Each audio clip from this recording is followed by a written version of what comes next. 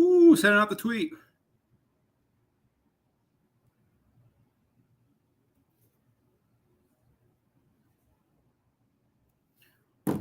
All righty. Welcome to Missouri. This is the Voice of College Football, Missouri. You have to forgive me if I'm a little, I literally just walked in the door to do this show. So I'm gonna sit here for a minute. I sent out the tweet. I put it in the one chat.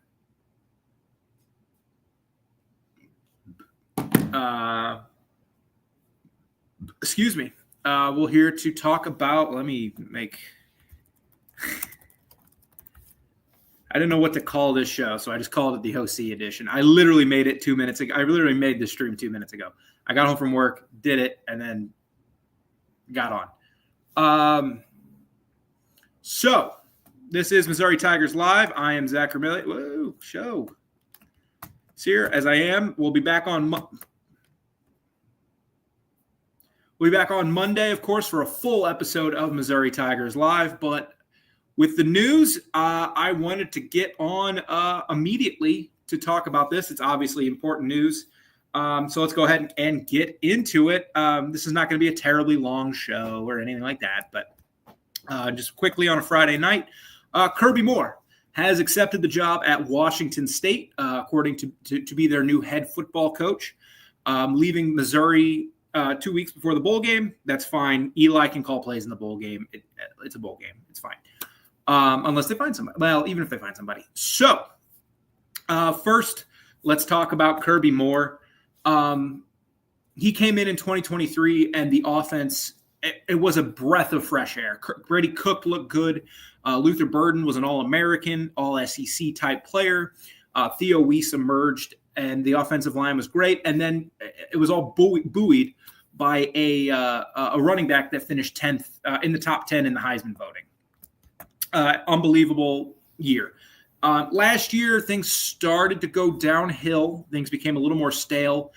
I think they whiffed at Marcus Carroll at running back. I think Noel had some really bright moments, but he was injured. And when the run game was against good teams, except South Carolina, that run game got just dismantled. They weren't able to effectively throw the ball, whether it was due to injuries or just bad quarterback play. And this year, obviously, beginning of the year, things look great with Bo. And then it turns out, the Kansas defense is terrible. South Carolina isn't that good. And then against the good competition, obviously it didn't go so well for Mizzou this year offensively, except the Bama game. Anyway, Kirby Moore is highly regarded still as a coach. I don't know what that says, but there was talk of him maybe looking at the Oregon job when Will Stein left for Kentucky. There was talk of him at Ohio State when Hartline left. So he's really highly regarded in the coaching industry, and there has to be a reason for that. It was time at Mizzou to kind of get away from it, and we'll talk about the impact at Mizzou. But for Kirby, he is a good coach. We'll see how he does in Pullman, but good luck to him. The 2023 team was revived this program. Like this program was dead in the wall. It has been MIA for a decade. After 2014, from 2015 to 2022, this was just a boring, mediocre program. And he was a huge part of what brought fresh life into the Missouri Tigers and into Columbia. So that can never, despite how this year went and how last year went for a lot of stretch, you have to be grateful for him for 23, because if 23 doesn't happen, Eli's not here. The new stadium construction probably doesn't happen.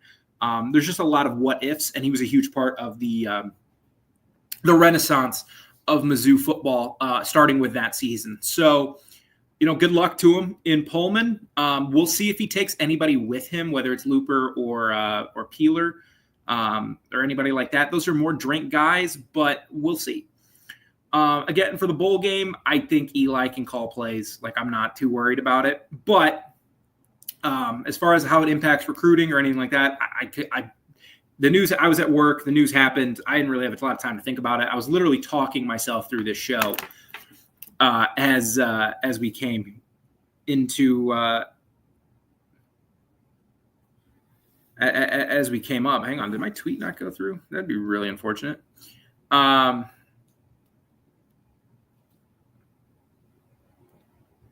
Anyway, so now we get into the important stuff.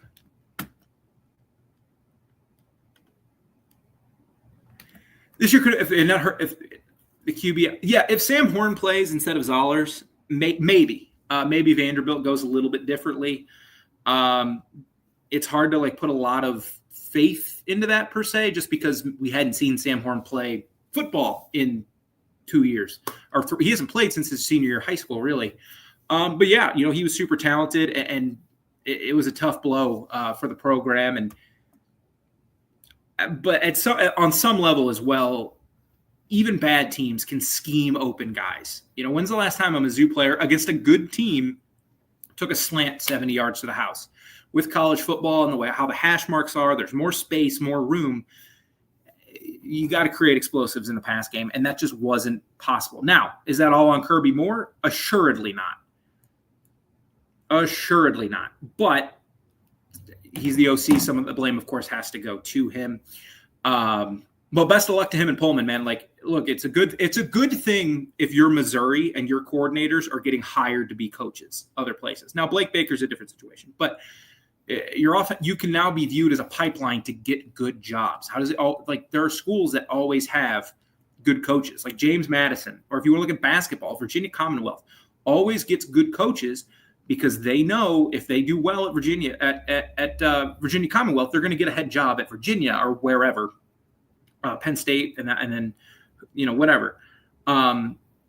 James Madison, you do well there, you're going to get a good job. So, but yeah, I agree. I do think if Sam Horn instead of Zollers plays, I do think there's a chance they win the Vanderbilt game, and that maybe changes some of your season around. But everyone wants to talk about what's next for Mizzou. So, my first two phone calls, and I put this in a group chat, and my first two phone calls, I would not elevate Jacob Peeler to be the OC. You just got an influx of money for staff when Eli got the extension, and there's more money now to spend at the program. I just would not elevate Jacob Peeler. I think you need to use that money. I think Peeler's a really good wide receivers coach. I don't think he's an irreplaceable wide receivers coach. If another school wanted to hire him as OC, he was the OC at Texas State for a couple of years to middling results.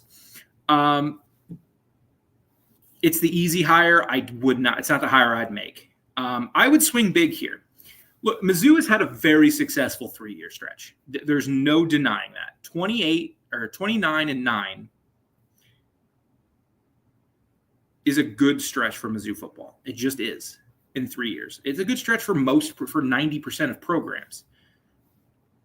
But with 8-4, and you have not, you guys know me, I don't mince words. You have not beaten a good team in 2 years. You made one team that made a bowl game, and it was Louisiana. Kansas didn't make a bowl. Auburn didn't make a bowl. Your crap teams didn't make a bowl. Arkansas obviously didn't make a bowl. You beat one team that made a bowl game, and they went 6-6. So in the Sun Belt.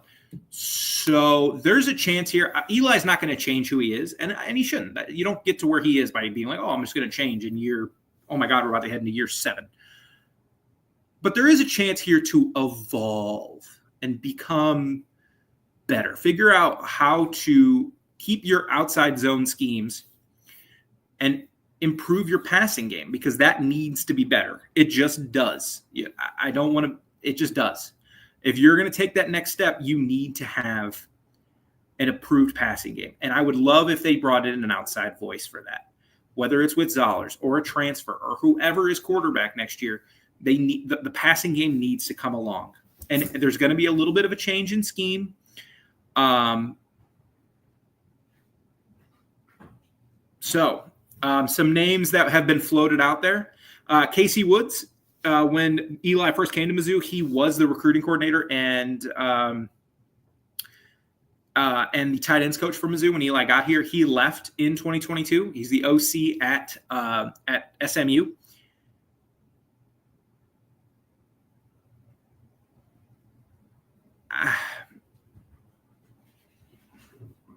I don't know. He hasn't called plays, and also I don't know if you leave SMU for Mizzou, unless you just love Eli. He's intriguing. I don't believe he calls plays for SMU. I think Rhett Lashley does it.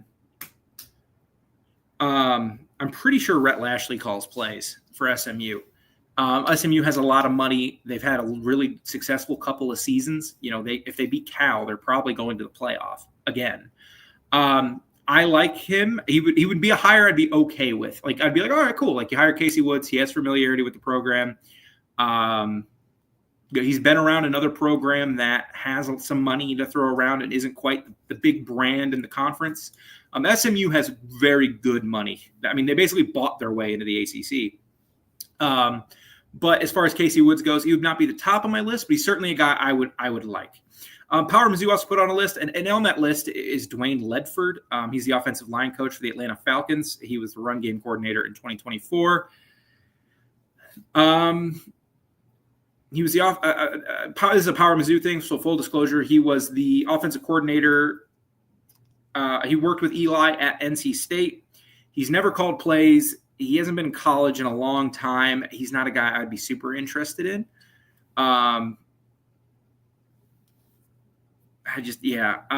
Duke offensive coordinator Jonathan Brewer. There's some people out there who I've seen his name already, just in the little bit I've been able to look. I think that's a good name. What if he brings Mensa? I'm like, that's not. Mensa was for Manny Diaz, not for Jonathan Brewer. I think Jonathan Brewer would be a really nice hire. They play tough, hard-nosed football, and they run some fun stuff at Duke. Him and Brewer and Eli are both Gus Malzahn guys, so I will get to Gus in a second. Another name I certainly would call is Jason Beck at Utah. He did an unbelievable – that run game's unbelievable. They don't really have talent at wide receiver at Utah. This would be a brand new approach. This would be a chance, like I just said, to evolve the program. He was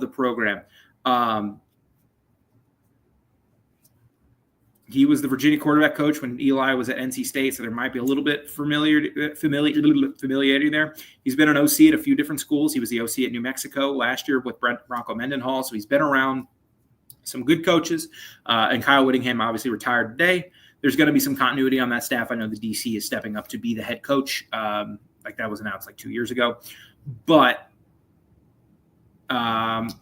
it's not one I would assume is likely, but I think it would be a really good hire for Mizzou. Before I get into my two home runs, people throw out Gus Malzahn. Guys, Florida State's numbers were really impressive this year, but they couldn't score. And I don't think Gus's offense leads to what Mizzou wants to do in 20. Like Gus loves zone, he loves RPOs, but that slows down against good teams and talented teams. And it's not an impressive passing scheme. I think Mizzou needs a coach that will elevate the passing scheme to something beyond what it's been. Like Mizzou needs to have look, the pass game the last 2 years has been mediocre. It needs to be elevated from mediocre to good. Under Eli, I trust the run game is going to be solid. But if the pass game sucks, you're kind of dead in the water. So I would not hire Gus. Gus is a lot of one-read RPO post kind of guy. I also don't think Mizzou has a Deuce Robinson right now. I mean, Olubade is really good. I grew to really, really admire Josh Manning as the season went on.